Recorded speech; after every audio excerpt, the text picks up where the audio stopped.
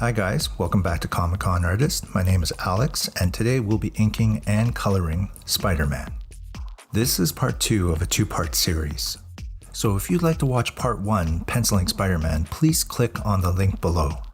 Now let's begin part 2.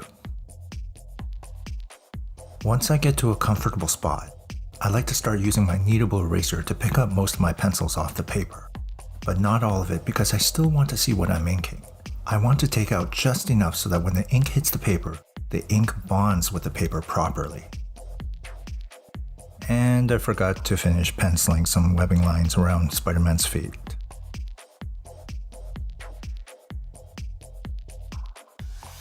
Now let's start inking. I love drawing detail, so I always like to ink with a fine tip ink pen. There are a lot of different brand name ink pens on the market with different characteristics, but there's a choice few that have become my own personal weapons of choice.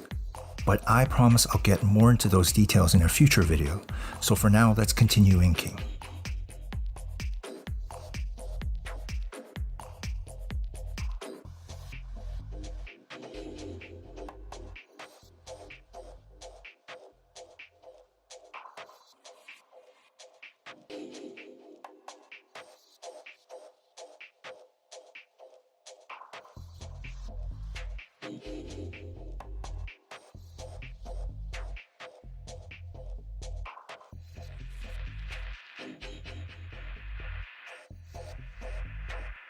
I find these ink pens are great for its consistent, clean lines.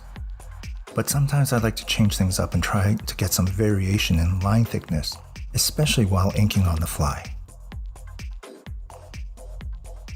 That's why I like to use a brush pen, as it not only gives me that varying thickness, but it also helps speed up my inking time. To produce the same effect from a brush pen, I would have to ink over the same line several times with my fine tip ink pen. As I'm inking over my pencil lines, I'm not necessarily tracing over every single line. Sometimes I may change it up and do something a little different from what's originally drawn. I may choose not to ink over certain lines, or I may create new ones entirely.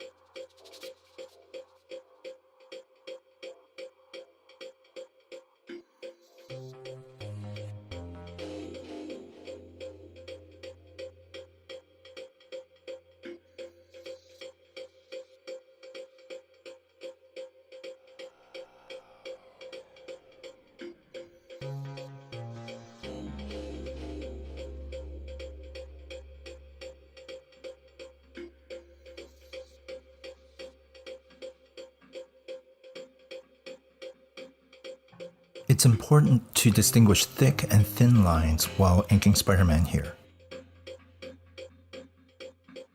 I'm trying to keep the lines of the webbing one thickness, as they're meant to be just a graphic element on his outfit.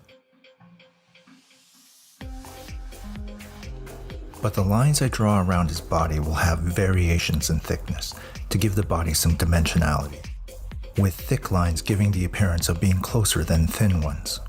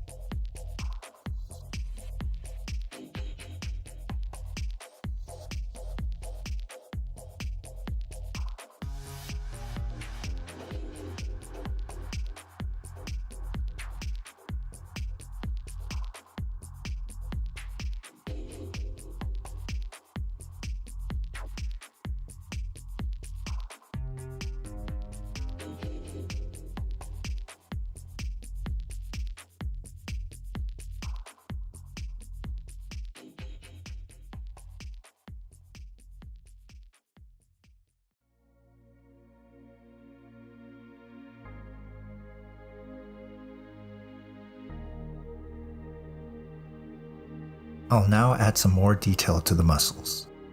But I don't want to add too much because I want my coloring to take on some of that detail. By the way, you can see more of my work on my Instagram account at ALXCHNG. And if you like what you see, simply give me a follow to see some of my future work in your Instagram feed. Now I'll erase the remaining light pencil lines to clean up the work. Just remember to give the initial inks a little time to dry before erasing the remaining pencils. Now, right before I color, I like to add some tones to Spider-Man with my gray tone brush marker. I start by figuring out where my light source is. Once I have an idea, then I'll be able to identify where my shadows are going to be. And that's where I'll begin applying my gray tones. This is another example where knowledge of muscle and anatomy plays a critical role in my art, and in this case, how I render my shadows.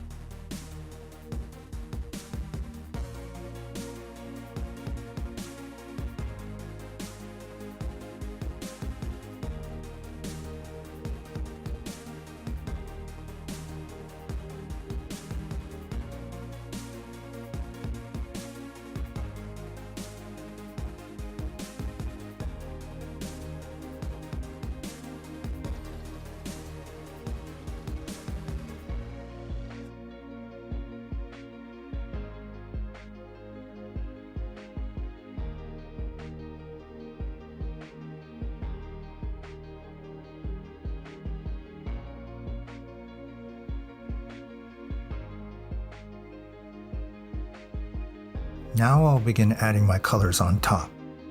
I won't have to worry too much about adding dimensions to my colors, as my initial shadows created by my gray tone markers did almost all the work for me.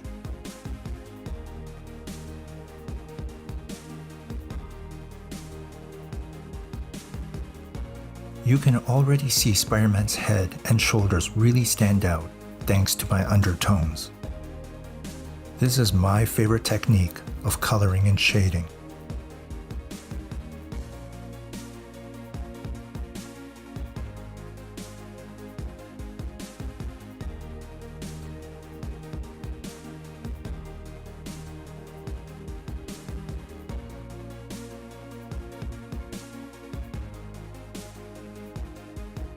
Now I'm adding the blue color of Spider-Man's outfit. As you can see, we get the same result from the undertones.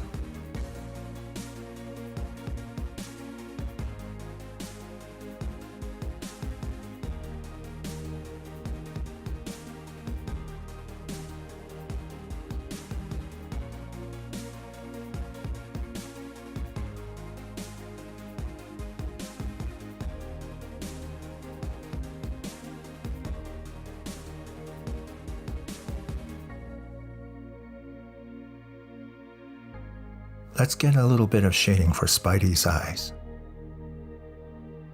Now I'm going to do a little freehand web work. I don't need it to look perfect because it's webbing, and I personally think it should look a little messy.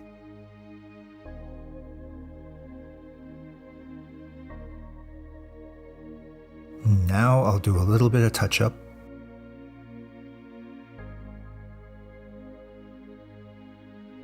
I like to use a white gel pen after my color markers to add some highlights.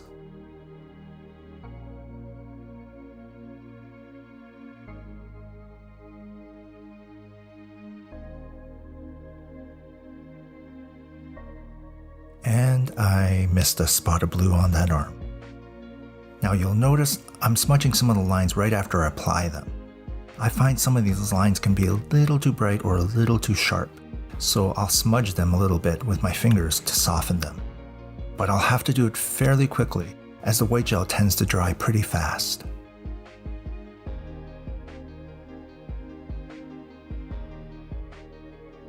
And there we go. I hope you enjoyed watching this episode. Please leave any comments, suggestions, or any requests you may have in the section below. And if you like this video, please give me a thumbs up. Stay tuned for more videos here at Comic Con Artist by hitting that subscribe button. Thanks for watching, and I'll see you soon.